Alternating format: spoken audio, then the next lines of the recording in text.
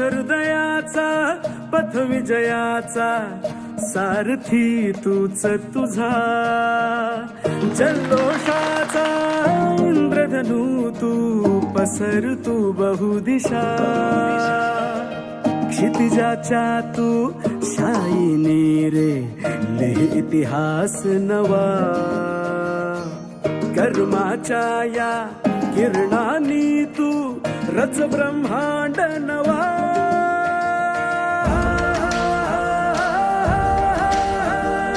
उदयाचा सूर्य तू सूर्याचा पूर्व तू गगनाचा गर्व हे तू वणव्याची आग तू धग धगता ध्यास तू लख लखता लावा हे तू. What is Saksham? Saksham is a program for the guidance of students who wants to know their career after 10 years. It is helps to students know their right path of the class 10 before going into their studies. It helps to impact the program focuses on interest, ability and future goals of the students. आपल्याला पुढच्या टप्प्यात नक्की काय केलं पाहिजे हे सक्षममधून आपल्याला कळलंय. सक्षम आमच्यासाठी एक खरं सक्षम झालेलं आहे. 10वीत आल्यावर नक्की काय केलं पाहिजे, आपली करिअर नक्की कोणतं ठेवायचं. मग आता करिअर निवडलं की त्याच्यानंतर आपण जेव्हा 10वीत येतो तर चुकीचं करिअर निवडलं तर आपल्याला चुकीचं होतं. म्हणून आपण जर चांगलं करिअर आधीच निवडलं तर करिअर आपल्याला पुढं खूप आपल्याला उपयोगी ठरतं. Benefits of Saksham career.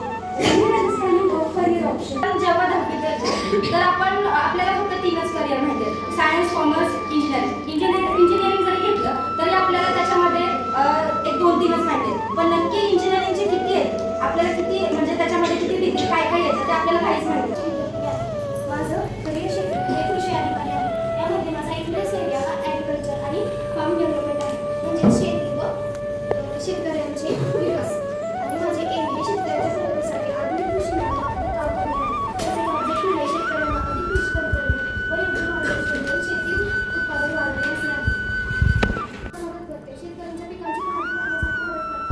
शेतकऱ्यांना अधिक शेतीविषयक मार्गदर्शन करतात. पिकांच्या वाढीसाठी काय करावे हे मार्गदर्शन ते करू शकतात आपल्याला.